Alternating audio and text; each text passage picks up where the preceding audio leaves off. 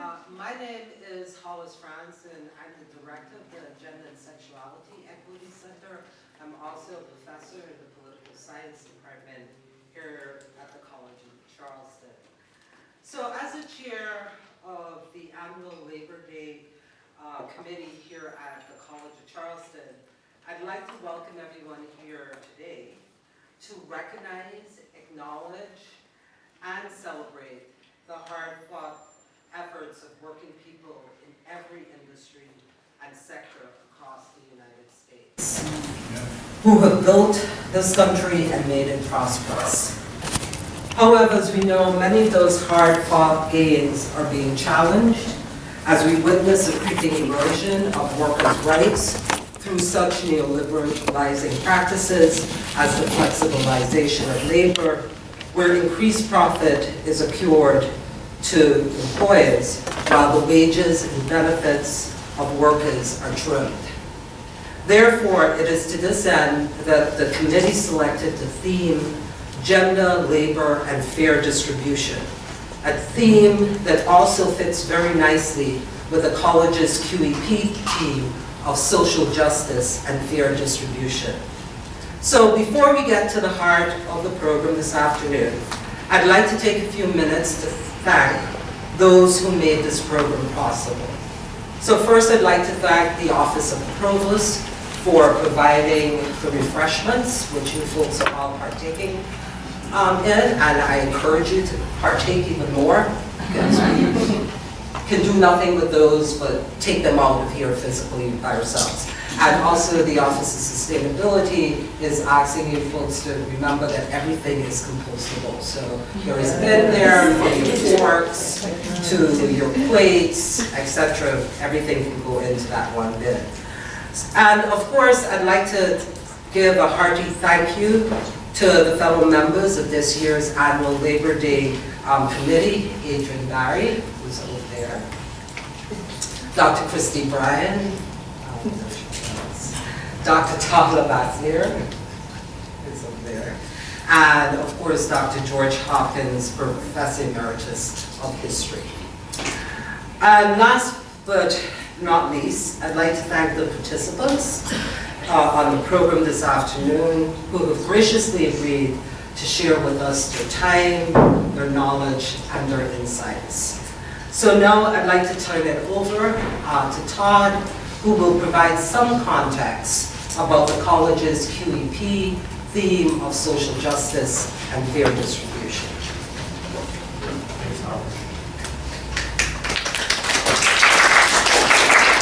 I'm Todd Lavasseur. I actually graduated from the college in 1997 with a degree in religious studies. I minored in philosophy, and I always jokingly say minored in hacky-sacky. I now direct our QEP Quality Enhancement Plan on sustainability and literacy as a bridge to addressing 21st century problems. And this is a campus-wide project that looks at some learning gaps we want to remedy with our students, which is creative problem solving across disciplinary lines to address 21st century problems related to the triple bottom line of sustainability, which is social, environmental, and economic systems and how those interact with create 21st century problems, but then how you students as graduates can find leverage points at different scales to solve those. And so our theme this year is, last year we looked at water.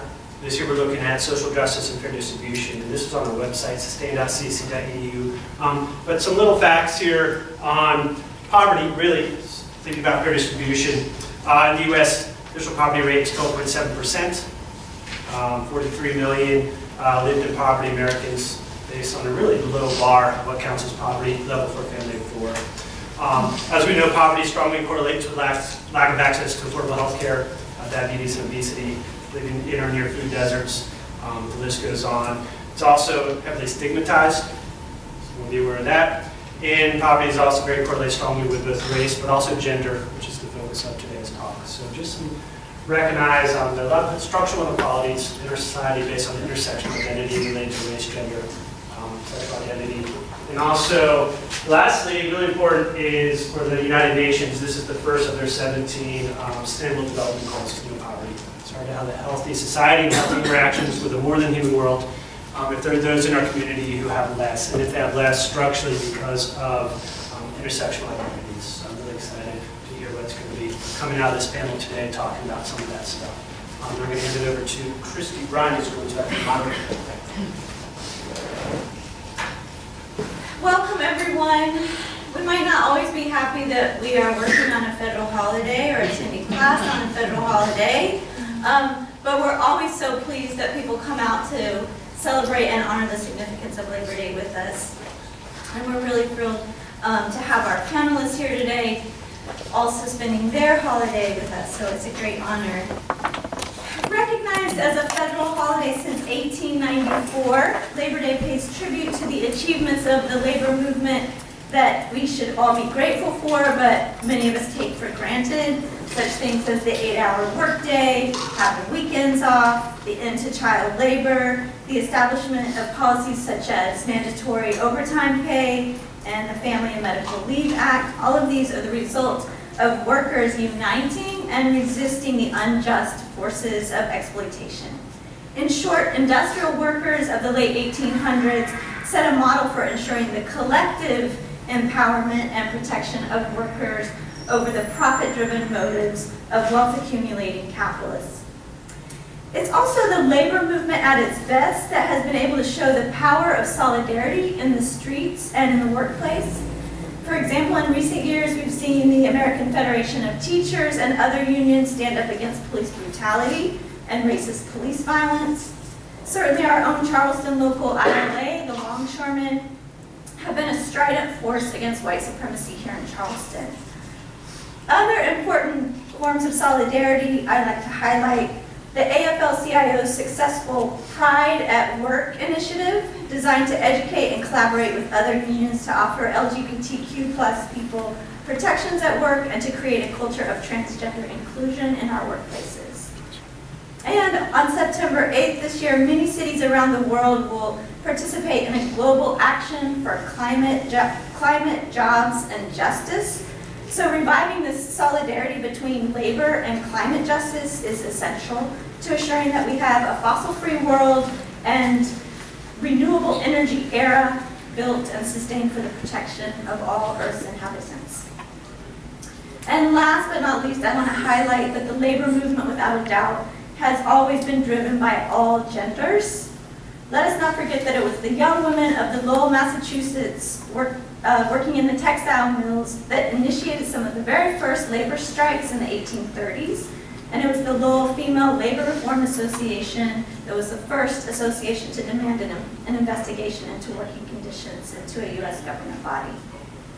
Today we see women in executive leadership positions in their unions at the local, state, and national levels, not only in fields dominated by women such as nurses and teachers unions, but postal worker unions and other industries where women are not the majority. Our own South Carolina AFL-CIO president is a woman, Erin McKee, who led us to our panelists representing steelworkers today. So not only do unions offer women leadership opportunities, but research shows that labor unions tend to raise wages and improve benefits for all represented workers, especially those at the bottom and middle and bottom of wage distribution, which unfortunately is still disproportionately women. Women represented by labor unions, however, on average earn 30% more per week than women in non-union jobs. So we have a lot to be proud of, considering the history of our labor movement, but we also, as has been stated, face a horrendous anti-labor political landscape. So if we want to improve working conditions and pay equity for all people, we need to pay close attention to people of color, transgender workers, women, and other marginalized voices whose analysis of power and oppression is sharpened by their distinctive standpoints. So to fight against the individualism of U.S. culture that keeps so many of us isolated and exploited, we need to know where we stand on issues of labor organizing and collective bargaining. And hopefully our conversation today will affirm those critical points of solidarity across various initiatives and allow us all to identify for ourselves where we can plug in to foster a pro-labor culture. So with that, I'm going to turn it over to Adrian to introduce our panelists.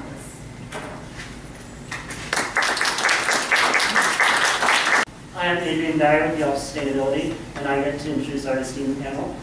So on the far end, we start with Kim Smith, who is an organizer for the United Steelworkers Union, followed by Germaine Jenkins, the founder of Fresh Future Farms, Julie Hajduk, the co-owner and lead designer of Green on the String, whose prize can be given back, and Titus, who's the program coordinator of the MK program and the director of the Community Assistance Program, both here at CofC. And if you'd like to start, Ms. Smith, our introductions. Well, Thank you. thank you for having me. As you said, I'm Kim Smith. I am with the United Steelworkers. I am a service and staff rep as well as an organizer. I worked almost 25 years at the paper mill right in North Boston. And I will tell you that union is what I eat, sleep, and breathe. It is my life. I want to thank Aaron and Christy in particular for having me here. I'm just going to do a little short introduction to go down. Is that what we're doing? I did not do, and I'll say this up front, I didn't do a slide presentation. When I'm addressing any audience about union and labor, I like to just have a conversation because there's so much rhetoric about the union and what we do and why we do what we do. I'd rather talk about the basics of my life and what I do and the purposes of what I do, and then hear from you what you want to know the truth is about what we do. Okay. I'm Germaine Jenkins. I'm the co-founder of Fresh Future Farm in North Charleston, South Carolina. I'm a native South Carolinian, born in Hartsville, but raised in Cleveland, Ohio. Came back to Florence and then to Charleston to go to Johnson Wales when I was still here in town with 2 young children, and immediately went from working in a place that I was making a decent income to having to figure out how to feed my kids. So that is since my time at Johnson Wales, I have been trying to figure out what an environment where like working women can do well and be able to take care of their kids, and how to create that. And that's what we are trying to do with our work at Fresh Future Farm. We took a vacant lot between Rivers and Sproul Avenue, North Charleston, which is one of like 11 food deserts there, and turned it into a farm and grocery store where there hasn't been a grocery store like 11 years prior to us being there. We are a work in progress, but first and foremost, we could not get from vacant lot to like the recognition we have without women of all gender, income. Well, we've all experienced some level of poverty, but there's some LGBTQ in our staff. We're also bringing on some seniors to do some work with us because we want to be in solidarity with the neighborhood as much as possible. And those folks who have not been represented, the whole point is to show that they can do this work and that it can be replicated. Definitely relate to some of that. So I'm Julie Hajduk. My background, very briefly, is engineering to big business, to small business, to motherhood, to entrepreneurship. So I've kind of experienced it all in a pretty short amount of time. I graduated with a BS in industrial engineering from Penn State, and from there I worked for Procter & Gamble, which was a great foundation for me in business, I think for anybody really in business. I went from process engineering to a line leader role responsible for 26 people on the line, up to initiatives management, responsible for rolling out new initiatives to the manufacturing lines. From there, I was fortunate to get married. My husband actually wasn't that way. We moved to the Chicago area where I was a process improvement leader for a small privately owned recycling plant. And within a year there, became plant manager of that facility. From there, we had 2 beautiful children, decided to be home and then start a business, Green on a String. Green on a String, there's, as they mentioned, some of our products in the back, just to give an example of what we do, but basically eco-friendly, sustainable products. So I joke that I engineer bags now. But I hope to bring some of my background between owning my own business and especially the big business to small business change and what that means as a woman in the engineering field to the panel today. I'm Titus. I work here at the College of Charleston, but my background is primarily in the nonprofit sector. And I'll be probably pulling from both of those experiences as, categories of employment today. Here at CofC, I work with the Master of Public Administration program, and we train graduate students to work in public service. So that means government and nonprofit, the government and nonprofit sectors.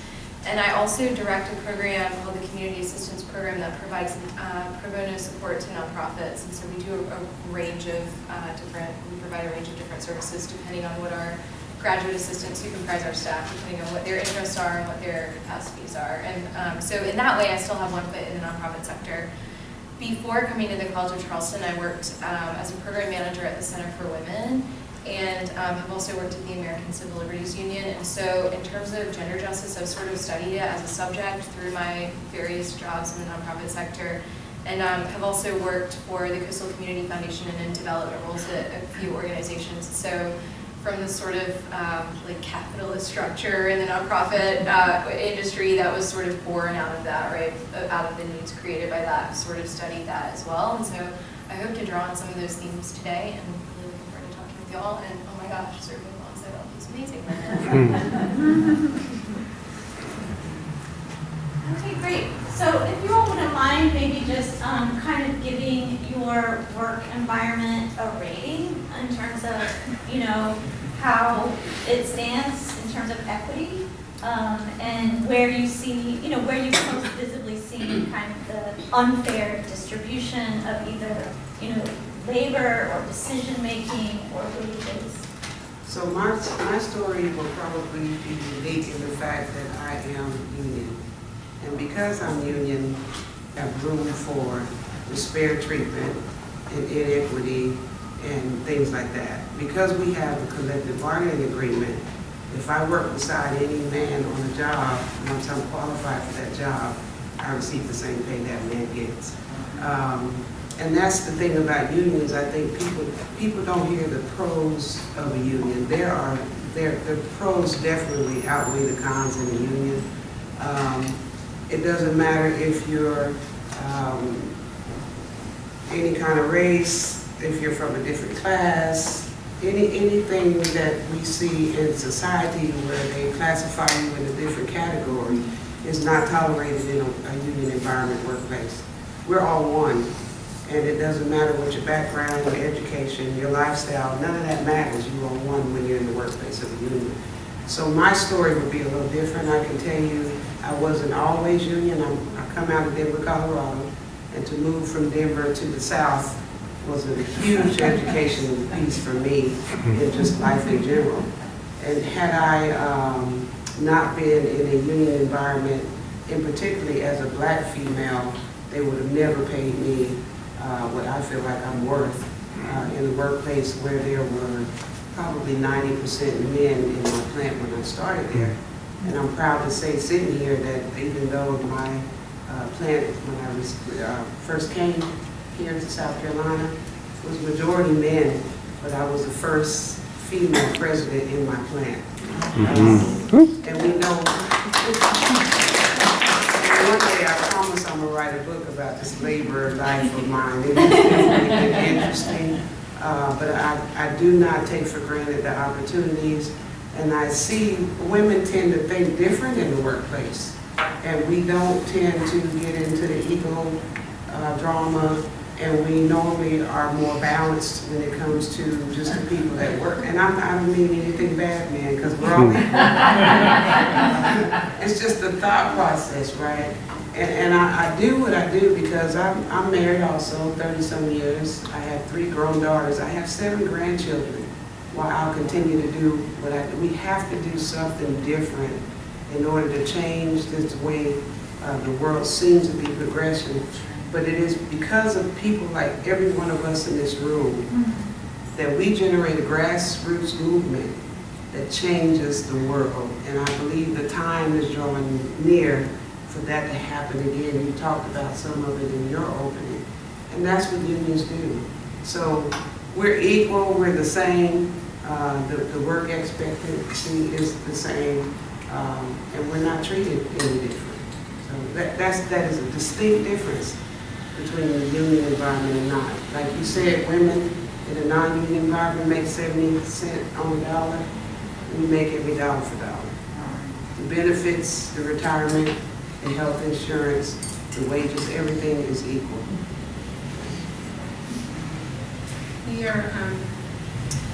We are so young.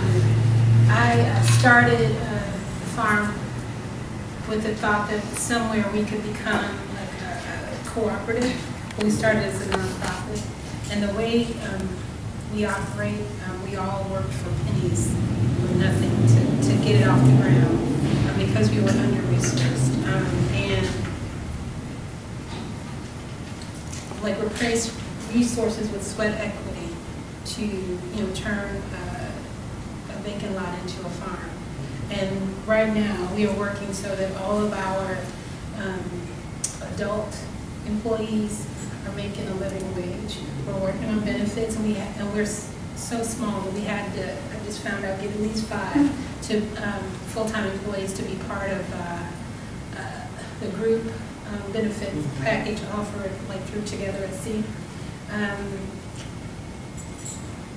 But I also have to say, as a Black woman, I think that we're like the most educated sector, but also the least or worst paid and most mistreated sector. So I came into this as like a single mom, and this is the farm is one of my kids. The employees we're a team. I don't think of myself as like one person. I could have done it by myself. I'm just very fortunate to be where we are, but we have a lot. I think I went from engineering manufacturing background where still in engineering graduates today only 20% are women, and 10 to 15% of engineers actually working are women. So they're still very much the minority. And it's kind of interesting to make the shift because, as I say, I engineer bags now. So I'm in the sewing industry, which, I do most of the sewing, but, it's dominated by females. So it's very different than it was before. But I think there's a lot that we can do, as individuals, that we can, both in the way that we represent ourselves and the way that we lead and the way that we run our businesses. And we are part of our businesses that we can do to help each other get to that next level. Okay, so I'm at a bit of a disadvantage because I work here. Or an advantage because I can tell you that my supervisor is a woman, and I don't attribute it all just to that, but I think that this job has given me the broadest freedom to express my own values and to use those values to influence my work directly and not have to apologize for it. And I do think academia can provide that benefit to people, broadly speaking. I think that our society values public service differently than they value corporations. And as a result, there's a mandate, which Germaine kind of talked about, that we won't be paid as well. And so public servants in general in the public and nonprofit sectors are supposed to fill in the gaps, right, where society kind of leaves us stranded. So we're really there on the front lines to provide services to individuals that aren't necessarily considered valuable to corporations and to corporate interests. And so as a result of that, our paychecks aren't as lucrative, and that's something that most of us know when we get into it. But then when you get into the nonprofit sector, it's just this like really interesting structure because there's this whole thing called the overhead myth, which a lot of people ascribe to, including people who work in nonprofits. You'll see a nonprofit talking to a donor and they'll say, 99% of our funding goes straight to programs. Like it's a badge of honor, which basically means we're not paying people fairly to be administrators and to raise money and to keep the business afloat. And a nonprofit, right, it's a tax status. It's not a fate. Like you should actually be making a profit in your nonprofit, but in order to continue your mission and continue, right, your missional work and your contribution to society. But we have to demonstrate to all of these philanthropists who probably have never worked at a nonprofit for the most part, or worked that. Germaine said that, okay, I'm gonna But there's this whole, there's this whole philosophy that, organizations doing social good should not be making any kind of profit and that people should not be paid.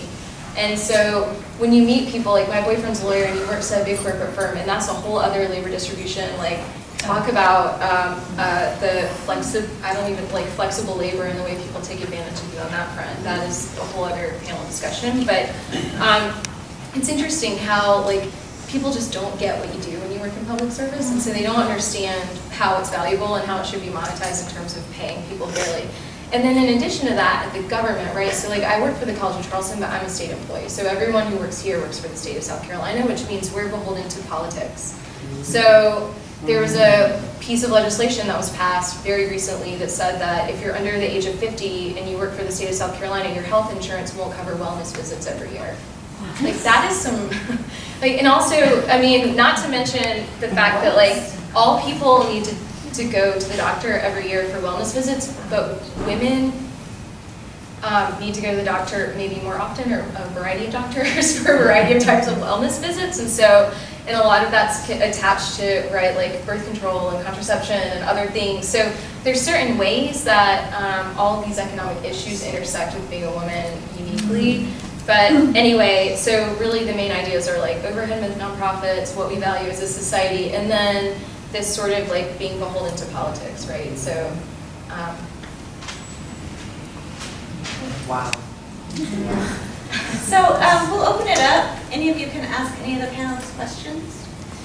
Go ahead. This question is for Allie, just because I love her. Can you tell me some of your most,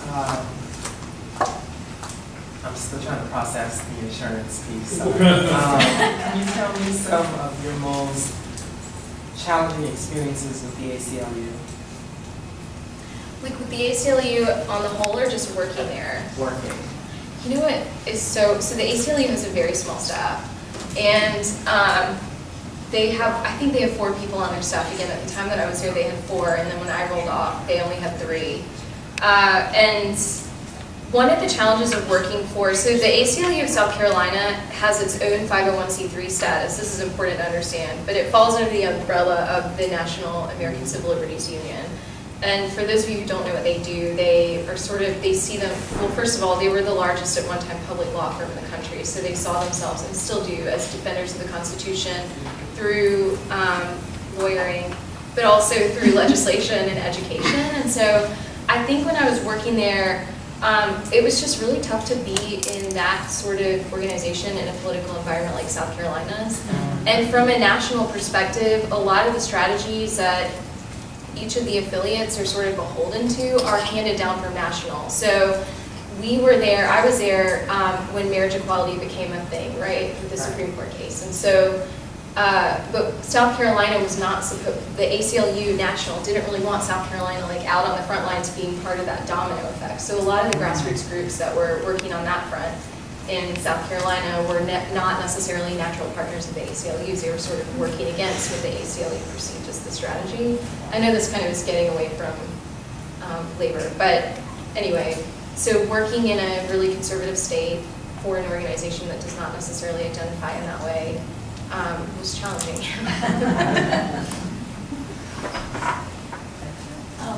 For you, I think pay disparity is especially large in corporations, and I just wondered what your experience was like. I know I made a conscious decision to work for the federal government because I knew what everybody was making, and I knew what I was making, and I knew what my colleagues were making, and I knew I was going to get paid depending on what I was doing, and it had nothing to do with, some arcane negotiation that had nothing to do with me, but had to do with, what some male supervisor thought he could get away with.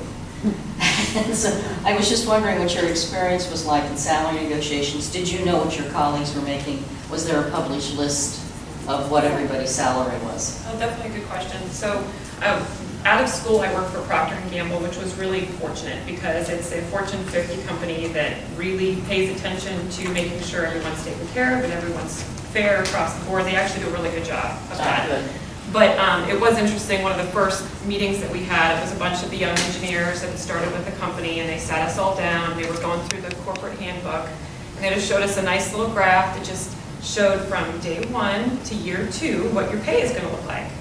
And I know I'm sitting next to an electrical engineer, I'm an industrial engineer, a chemical engineer, we're all different. Well, it showed if you're an industrial engineer, you start at this level. If you're a chemical engineer, you start at this level. And so I went there afterwards and I said, whoa, whoa, whoa, whoa, whoa, whoa, whoa. Do you know what you just did to me in front of my peers? I said, you just really embarrassed me in front of my peers. You know, you just told them that they were paid more than me and that they're worth more than me from the beginning. That is not okay. So the nice thing is, in a company like that, when you are willing to speak up and you can get the right ears, they actually did change it. I went back and checked. They showed me their new little book, so they actually just took it out because they don't need to see, they don't need to show specifically industrial versus chemical versus mechanical. They just need to say what their point was is after 2 years, you're all at the same point. And so, you know, regardless of where you start, you know, there was that example. The next place that I worked at was interesting because it was a small privately owned business. And I became fortunate to become a leader pretty quick within that company. So I got to see both sides of things, both my, you know, negotiation coming in, and my perspective was I'm coming from a really big company. This is a small company. They can probably only pay X amount. So I kind of bought them, you know, I said, I'm okay with this lower number. That's great, you know, it'll be just fine. And then on the other side of things, when I kind of got to see the progression, first of all, they matched what I wanted plus my old salary with the bonus. So I probably should have gone higher than I did. And when I got to see the other side, the head of the company was very big on, I'm going to give you what you ask for. So I had a couple of friends that I started out as co-workers and ended up being their boss at the end of the day. But it's interesting to kind of watch the progression because they literally got what they asked for, regardless of their background, regardless, it's basically what they thought they were worth, which I think is really important for young people to hear. One is be sure to do your research when you're going in. Find out, you know, what the median is and what is that median based on, what skill sets.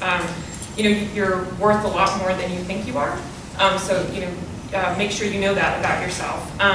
But it was, you know, and the other side of that as well is one of the young ladies that I worked with. There was two folks that I worked with that I'd say were pretty much on the same level, but one I'd give a little bit more credence to in terms of experience and was honestly a little bit better at his job. He didn't ask for a raise and was just like, this is what I think I'm worth, where I think I belong, whereas the other person did, was bumped right up, but you know, he didn't know any better. He didn't know to advocate for himself. And I didn't do a very good job earlier kind of elaborating on what I mean, but I think it's really important to be an advocate for yourself and for those around you as much as you can. Yeah, I hope, does that help answer your question? Yeah, well, I'm glad to see that has changed a bit since the time I left the workforce. Yeah, I mean, I think, you know, I think it's really important to focus, do your best to focus on the fact that you are a strong contributor to the business, regardless of your background, regardless of your you know, gender status or you know, whether you're a minority or not. I've always, you know, been a minority in a lot of the different roles that I've had at different companies, but I always go in as I am a strong contributor to this business. I'm a great leader. I have a lot that I can give you guys. I think that's important to go in with that confidence. Go ahead, Tom. It's a union question. So coming up to election cycle, what are two anti-union talking points that are out there that you would rebut and how, so that we can be aware of these issues as we head into the voting booths in November? One of the largest that I think we really should do a great deal of work on is this right to work legislation. This right to work legislation is killing the labor movement. And if we don't educate workers, the community, colleges on what that actually means, we're in trouble. It's spin it where it sounds good, but it's really not good. What right to work means is that you have the right to work in a facility that is organized, but you don't have to pay union dues. And to piggyback on that, then you have to deal with even the right to even organize. And Aaron can tell you in the last 4 months, right here in South Carolina, I've received calls. We're getting calls like crazy from people that say they want a union. And when I go on the ground and start doing the footwork to make that happen, the companies are intimidating, they're threatening. I got one guy right now, they terminated. We need laws that will protect people from that. If people say they want a union, then they should have a right to organize a union. There's already legislation that protects them if they don't want to be a part of the union. We can't discriminate against a person because they're not a member. They have the same rights to the contract, the benefits, and everything that you do as a member. And the other that I'm really paying attention to is this trade stuff that's going on. This trade stuff is going to bite us. It sounds real good right now, and it looks good, and it has really been trickery for our members because when this election happened, people were so vulnerable with what was going on with the job losses and all in the trade and these type of things. And now what we're not hearing is we're still losing manufacturers, we're losing jobs, we're losing membership. Things are still being shipped overseas. Corporations are gaining lots of dollars, and it is all just a trick. And let me say this, unions, we're not thuggish. We're not in here to shut down organizations and companies and all. That's not what we're about. We're responsible for providing labor. And you will find that when we provide labor, we produce quality products that make our community sustainable. You should not have to bring in steel from a foreign country, and we have steel makers right here in the U.S. And a lot of times when you get into the investigatory part of how that steel is made, there's a lot of shortcuts that are done, which is now why you see bridges falling down and all these type of things. But the first thing they want to do is holler, well, the union is no good for you and things like that. So elections do have consequences. And we have to really work on voter registration, getting out to vote, and building, even when I sit here and hear these stories, this young lady's story, I bet she didn't know that we can round up some union folks. We can get some union people together and go spend some days in your farm and help you. I mean, really, that's what we do, but you don't hear those kind of stories because we're here to help continue to sustain and build the middle class. And how do we do that? We raise all tides. So if my sister or my brother or my neighbor needs help in whatever business that they're trying to build, that's what we're here for. I hope I answered the question. I know y'all figure I like to talk. So I try to keep up. It's hard to keep up with everything, and thanks to connections with George Hopkins on social media, I feel like I'm more in the loop than I otherwise would be. Didn't Boeing workers just vote to unionize one of the aspects of the employees there? And I was going to say, is this a sign? Is the tide turning? Are we going to see, are you optimistic by that? Or is everything else still, in it, what let is me say that the signs are here. We're getting calls like you wouldn't believe. I just had a call. I don't know if you all saw the chicken plant up in Sumter. Okay. Went up there to organize. It was such a mess. We didn't even have to petition. The UFCW got that facility. And there was almost 900 people in that plant. You speak about Boeing, and this is the reason why I say we have to really be mindful of who we put in office. The people in that facility spoke and said they wanted a union, right?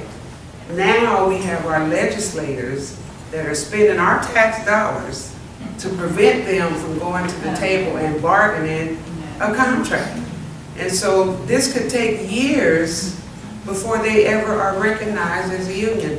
Why the legislators don't allow the National Labor Relations Board under the Act to address the issues and the charges in a fair and equitable way, I have a problem with that. So I do have hope, because I think workers are saying they're sick and tired of being sick and tired of how they're being treated when the big corporations are making millions and millions of dollars off of the backs of the people that do the work. So I have hope. It gets hopeless looking sometimes. I don't even know if you know, but they're looking at, the machinists are looking at pulling out another group. But see, this was bad because Boeing wanted a union in the whole package. But because of all the rhetoric and all, they pulled out the flight line. The flight line said yes. And now you have our legislators that are writing editorial comments and spending dollars and getting involved in the business of the workers when they should not be involved in that business. I'd like to speak to that just a little bit, because my background was actually not unionized in my manufacturing background. And I think, to your point, Kim, it's excellent that if the people are asking, you know, to look into a union and the benefits that it can do, that it's extremely important to look into it. I will just say briefly from my experience in manufacturing for 2 different companies, non-unionized, as I saw it very successful there as well. So, you know, keep mentioning Procter & Gamble, but it's it has its faults, but it has some systems that work really well. And they're based on integrated work systems is what they call it. And they had a very successful setup between, they have different pillars that kind of organize their business, as well as very clear progression, job progression structures, and fair wages and such like as that as well. So just briefly, I have seen it successful, not unionized, but I definitely understand and see the value if people are asking for it to be unionized. There's clearly an issue going on, and it's important to allow them to investigate it to get some help. I would agree, and I'll tell you, I have a daughter that's an HR manager. Rest my life. And I have a brother that also was an executive on in a company. And I will say that you're absolutely right that we never get a call from any worker that is employed by a company that treats the workers with dignity and respect and gives them benefits and wages that are comfortable. Whenever we're called on for a union, it's because things have gotten so deplorable and it's so disrespectful, and there's so much favoritism. They'll pay somebody one wage, somebody else a different wage. So I know you've seen that. Yes, there are companies that do treat their workers right. But for those that call on us and they say they've had enough and they want a union, then they should be able to say they want a union and should be supported. The money that these companies are spending to keep a union out, they can give to the workers. Exactly. They can put it in their benefits package. But Boeing set aside $25 million as a budget to keep the union out. They could have gave half of that to the workers and put it in their wages and their benefits and stuff. $25 million they put aside to keep a union out of that point. And that's unacceptable. I mean, I don't know if y'all, $25 million, hear me when I say that. When you're paying people on the hour pennies. And let me tell you, when you talk about our legislators in this state are recruiting big business, guaranteeing them they don't have to worry about a union. You understand what I'm saying? They're guaranteeing them, if you bring your business to South Carolina, put it in the low-income areas and give them a little bit of dollars, these people will be happy for the little dollars and will scare the crap out of them. You'll never have to have a union. And that's what they run on when they bring business to South Carolina. And if you think I'm lying, look it up. I'm going to add the perspective of a child or a person who works hourly in manufacturing.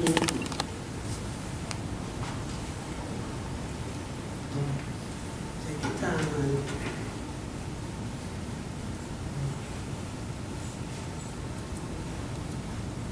Like clockwork, every winter, my mom had not pay her heat bill.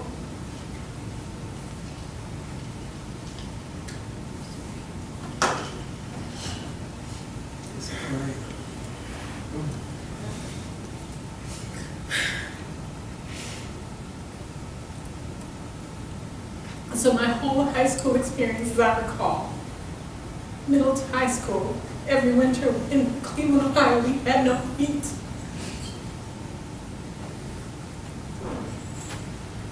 So where it might be fine if you have a degree, if you don't, and you're an hourly worker with a single mom, 3 children, don't know anyone, that is not the experience. And because she was able to get through that, is why I'm able to do what I'm doing right now for the people in my community, because it's not right.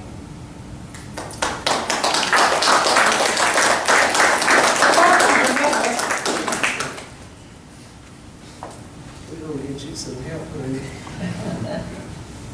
That's what we gotta do, we gotta take care of one another. There shouldn't be anybody working on the job and they can't afford to have insurance, or they can't afford to feed their kids, or they have to decide between, do I pay a bill or take a child to a doctor? What kind of mess is this that we are tolerating this, and then we're voting people in office that support and sustain that kind of foolishness? We shouldn't have to deal with that kind of stuff. And that's why we're union, because unions, we don't tolerate that. We're not telling big business we want to break you or take every dime. We want to be able to help somebody be able to pay their light bill every month, retire and have a decent wage, be able to educate their children. That's what we do as unions. And we're saying to the big boss, just share a little bit of it with the people that do, just a little, with the people that are making you be able to fly around in a corporate jet. I'm building, it's unbelievable. You living in a house with 18 bathrooms and 15 bedrooms, and the people that work for you, because they want a 10-cent an hour raise, you have an issue. Or they say they want a union because they've had enough of it. Now you want to spend more money to keep the union out. I mean, come on, it's enough. Enough is enough. And I get passionate about this because I deal with workers that are struggling every day, and they go research the company or the owner and look at how they live. And then it's off of the backs of the people that are working 100 hours a week and things like, it's ridiculous. And I'm shutting up now. Back to your point though, what these companies do is then create a foundation or an arm for corporate social responsibility, which makes them look really good, right? We gave $25,000 to this nonprofit, or we gave $10,000 to Fresh Future Farm. And then they look like they're doing something really good for people, and they're really not, because, well, first of all, they could just be giving the money to the people. But second of all, when they create these structures, you have to remember at the end of the day to follow the money, right? You're following the money all the way back to this corporation that actually puts people in poverty, and they don't care about supporting the tax base, right? I mean, they're taking up space. They're benefiting so much from this land, but they don't really care enough to actually put the money, you know, where the mouths are. So instead, they create these systems and structures which hold up our whole industry, this nonprofit sector, right? But you can't call these organizations out because you need their money. So it creates this whole cycle where nonprofit organizations are not allowed to actually address the root causes of the problems that they're trying to solve. You know, it's like we provide food to people, but we're not really able to address hunger, because if we address hunger, then we'd have to address poverty. And if we address poverty, well, Boeing wouldn't like that very much, would they? We're addressing poverty. Right, you are. You are, yes. And they get tax deductions. That's So right. it's philanthropic, charitable. Precisely. And can I tell you, with what you said, when the machinists were trying to organize, they gave a lot of donations around town because they wanted people to see that unions also contribute to the community. So they sent a check for the Cooper River Bridge Run. And one of the people that get a donation from that is the Children's Hospital. Do you know that they sent back a $5,000 check and said that there was some kind of a problem with taking money basically from it. So a few months later, I get a phone call from the Children's Hospital asking for a donation. And it was a very nice woman, but I said, I'm very sorry, but I'm a union member. And I said, the union tried to send a very large $5,000 check to the Cooper River Bridge Run, and they said that they didn't need it, couldn't accept it from us. So I said, I'm not going to give money today because I would like you to go back and tell them that if you're not going to take our money in, together, you're not going to get it from me individually. Wow. But $5,000 and a $2,500 check to another organization, I can't, oh, I think it was a turkey run that they do every year. They return that one also. Next year, it'll be Fresh Future Farm. Yes. George, did you have questions? Just, I wanted to toss out the social too. A lot of times we heard unions, it's about wages and benefits and all that, and the hostility to it. But it's also about who's in charge, who makes the decisions. And what a union does is give working people a voice at the place they work. That's right. And almost everyone I know wants a meaningful voice in the decisions that affect their lives, and that includes the workplace. But in so many places, employees don't have a meaningful voice, and that's what the union gives to them. And it's notion of shared governance that really frightens a lot of the owners. They don't want to share, it's all my way or the highway kind of stuff. And so having an actual meaningful voice at the workplace is also what a union is about. Absolutely. And we also address the safety issues. We have a lot of companies that are in violation of the OSHA standards and all. They try to hide. And what we've also seen in the recent past, especially with the immigration issues that are going on, they'll hire immigrants and then threaten them with their citizenship and all, or if they get hurt in the workplace, they won't let them report it because they threaten them with their immigration status or whatever. So we as a union, we make sure that we have safe working conditions in workplaces, which is a lot of now what we see people calling us from these organizations is because they're just unsafe work conditions. And companies are not, the chicken factory up in Pilgrim's Pride up in Sumter, they had 3 people drop dead in the plant. One guy was in the car, never was reported to OSHA. When I called Erin and told that, she couldn't believe it. And 2 people from Mercedes so far. Yeah, it's just happening. Yeah, you just don't hear about it.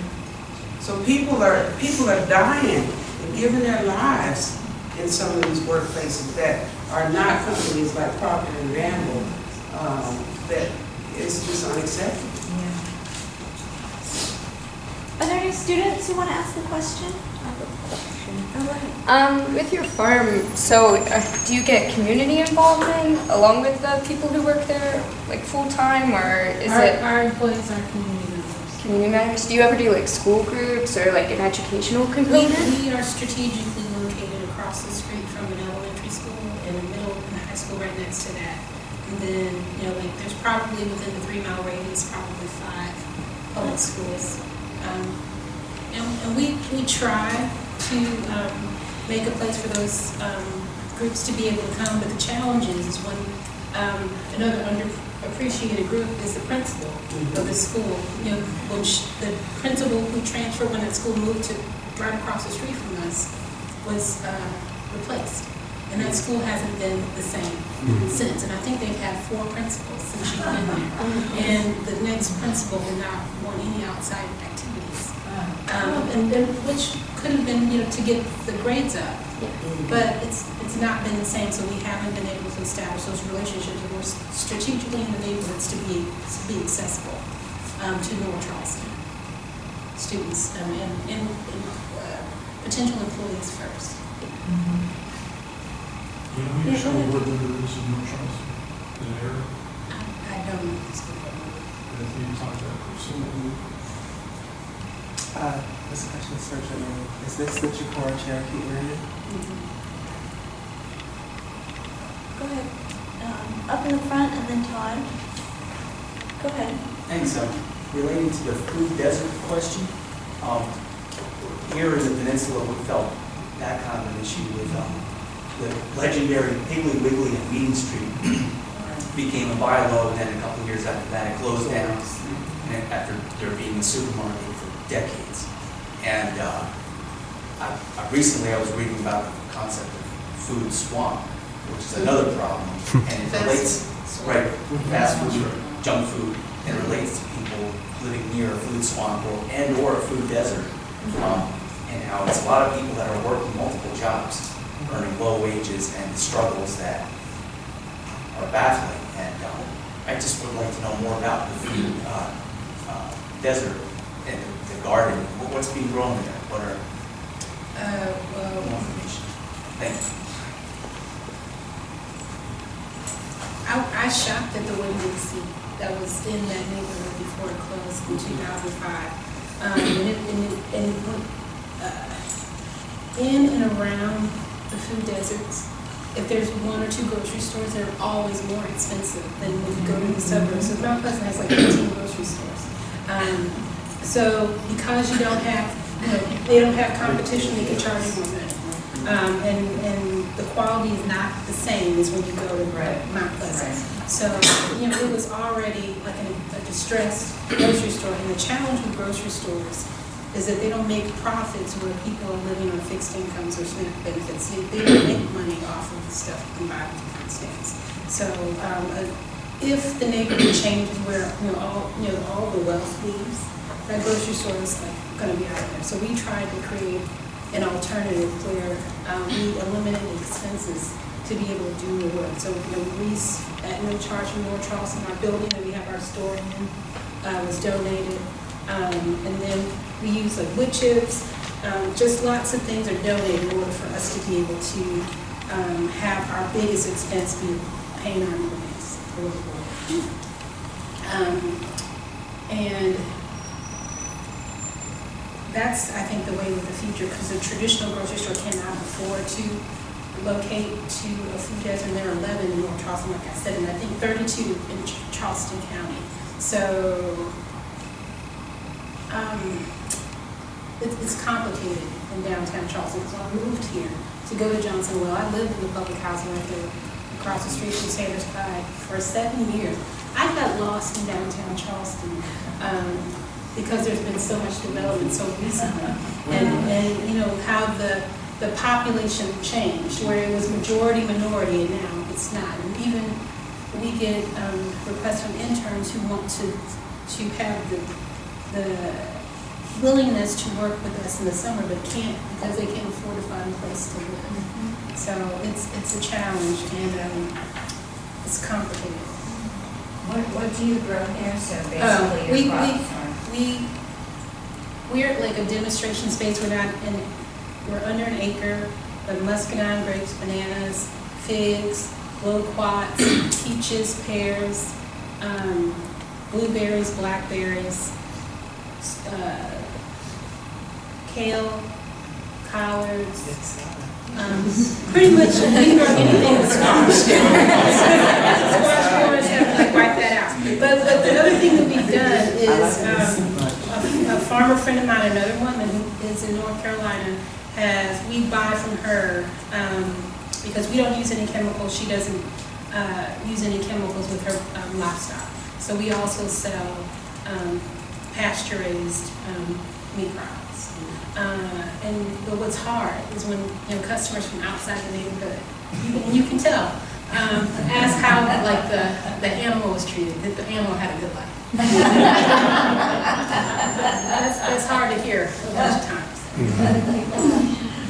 Go ahead. Yeah, actually, thanks to my coworkers, I'm putting together an amazing panel. So 4 awesome, talented people. Germaine, I'm hoping you can follow up a little bit more with anybody in the audience who might want to be an entrepreneur in Charleston, navigating the bureaucracy as a woman. Any learning lessons, or I guess more North Charleston, either or. Any learning lessons from you of as a woman trying to navigate starting, and then anybody on the panel as well, but starting with Germaine, some lessons learned. Do not be thin-skinned in starting this, because no matter like how much support or recognition we get, even on the national level, it doesn't make a difference, because I'm a worker and not a person with wealth. So thick-skinned, resourced, resilient, and willing to partner with other grassroots organizations to get where we need to be. And anybody else on the panel? Those are all great.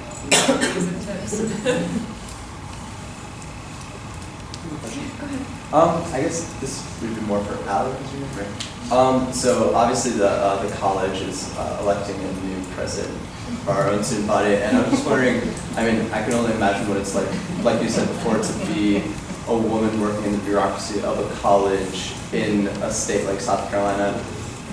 What do you think the importance is of electing a female woman president, or just a president that's not a man? So one of the things I did when I was at the Center for Women was start a program to recruit women to run for office. And so I can sort of speak to it from that perspective. I did some studies about, leadership and gender, and one thing that we do know is that it would be amazing to have a president who wasn't a man, first of all, and that would be, the value of representation it's really immeasurable. I mean, look at all of the types of, representation that we've seen this year, like Black Panther, really and truly, it's kind of everywhere, right? And we see how powerful that is. And I think that at the same time, there's an extra quality that you have to possess, and it's not necessarily bound to gender identity, but it's that you must care about these issues. And so we know from research that having a figurehead who is a woman or who identifies as a woman is a really important thing, and we also know that there has to be a critical mass of people of any sort of identity or intersection in a group in order for the group to be influenced by that type of thinking, right? So the statistic that we talk about in the private sector is 30%. So 30% of a board is made up of people of color or women, or anyone who's sort of one of the intersections we've been talking about today, then their thinking will influence the thinking of the whole. So I would love to see that, and I would love to see lots of other women around that person, because that's really what's going to make the difference, is the critical mass. It's also worth noting about the last presidential selection that of the 3 finalists that included President McConnell, only one of the finalists was actually endorsed by the search committee, and it was a woman, Martha Saunders. So there are plenty of qualified candidates that have institutional support, but there are those structures in place that then slip in 2 men, and one of them gets it. And I think that I can speak to that during the last presidential search. Where Adrian and I and a bunch of people in this room were very much involved in kind of being the watchdogs on campus, and I was, and I'm sure all of us involved were very surprised by the numbers of students in the student body that would come out and get involved in voicing their opinions to the entire institution. There was some really impressive things that happened on campus, and I think that those experiences are definitely playing a role now and can play an even more important role in this upcoming presidential or current presidential search. So probably have more power than you think as current students. The head of the search committee is a woman, and that doesn't necessarily mean, right? It's good in some ways. It's good in some ways because it's different. It doesn't necessarily mean that the outcome, will be different. So. Great. And related to that, I can remember in my recent past, there was a statewide election where I could have, for one particular office, voted for a woman or voted for a man who was for women, because the woman was not for women. Right. And what's interesting too is that there's research that shows that when women in leadership positions are connected to women's issues somehow, so through an organization or a membership, that they're more likely, no matter what their political affiliation is, actually to support women's issues on the whole. And so we've seen that show up in some cases in national politics with Susan Collins and Lisa Murkowski, and we've seen it show up in local politics, and in interesting and surprising ways. And so in all of that just goes to say that it's important that whomever it is, if it's a woman, that they have people around them who are influencing them. And so they're not just checking a box, and they're not just sort of a person who represents issues that are not in the interest of all people. One more thing, conservative men who have daughters who are elected to public positions, amongst conservative men, those who have daughters on average vote more progressively for gender-related issues than those who don't have daughters.